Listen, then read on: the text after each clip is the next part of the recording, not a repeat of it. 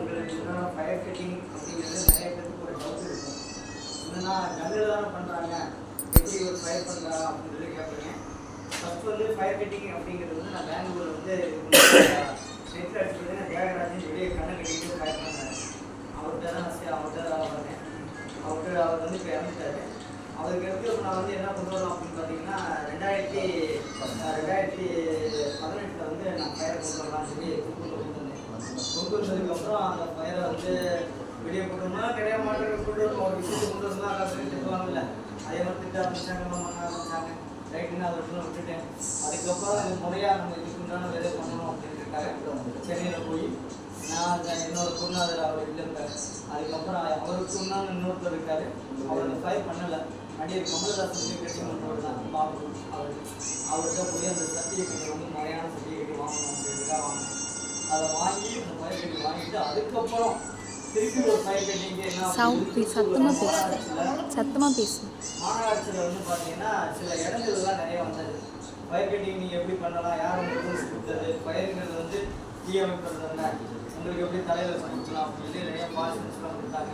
கொடுத்து அதுக்கு உண்டான ரிக்வஸ்ட் என்ன அப்படிங்கிறது கேட்கும்போது நம்ம இதை பண்ணலாமா வேண்டாமாங்கிறது யோசிக்கும் போது தான் இது வந்து அப்துல் கலாமோட யாபகம் வந்து தடைகள் வந்தாலும் மீறி நம்ம ஜெயிக்கணும், அதுதான் நம்மளோட சாதனை அப்படின்னு பார்க்கும்போது தான் திருப்பூரில் எனக்கு தெரிஞ்சு 1,70,70 கிலோமீட்டர் இருக்குது.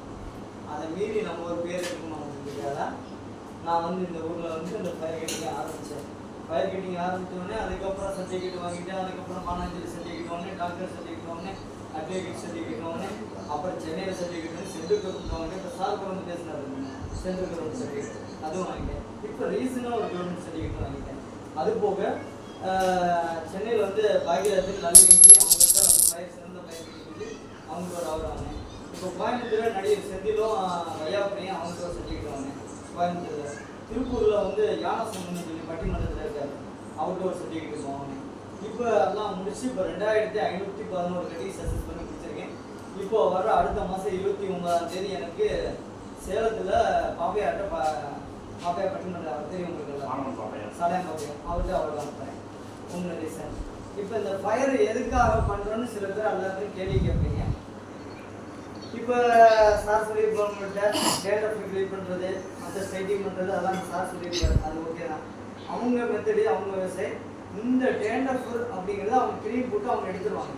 நான் இந்த டேண்டஃபுர் அப்படிங்கிறது வந்து இந்த ஃபயர் மூலியமா நான் அந்த ஒரு பவுடர் யூஸ் பண்ணுவேன். அந்த பவுடர் கெமிக்கல் கிடையாது, சாதாரண நம்ம ஃபேஸுக்கு போகிற பவுடர் தான்.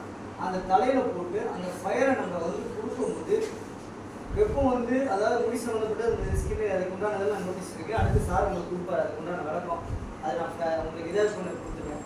அந்த முடியில் ஒரு சென்டிமீட்டர் இறங்க முடியும். அந்த ஃபயர் நம்ம கொடுக்க என்னன்னா அந்த ஜெல்லு வந்து அப்படி மேலே உற்பத்தி ஆகும். ஹீட் கொடுக்கும்போது நிறைய பேருக்கு டவுட் வரும், முடியில் வந்து எரிக்கும் போது முடி கருகி தானே போகும், அது எப்படி ஸ்ட்ரெயிட்டாக வரும், அது எப்படி முடி வந்து நம்ம வளரும் கொட்டத்தானே செய்யும் அப்படின்னு நிறைய பேருக்கு டவுட் வரும். அந்த ஜெல் வந்து சென்டிமீட்டர் வந்து இன்ன வரைக்கும் யாருக்கு தெரியாது தெரியா, நான் சொல்கிறேன் 27 சென்டிமீட்டர் நம்ம உள்ள ஜெல்லு இருக்குது. அந்த 27 சென்டிமீட்டர் ஜெல்லு இருக்கிறதுல நான் எடுக்க போகிறது 7 சென்டிமீட்டர். அந்த 7 சென்டிமீட்டருக்குள்ள அந்த ஃபயரை வந்து 15 நிமிஷத்துக்குள்ள அந்த ஃபயர் கிட்ட எடுக்கணும். எடுத்து தான் அந்த முடியை உற்பத்தி பண்ணும்போது அதுக்கப்புறம் நம்ம ஃபயர் சேர்ந்து அப்போ சொல்லுவாங்க சில பேர் இந்த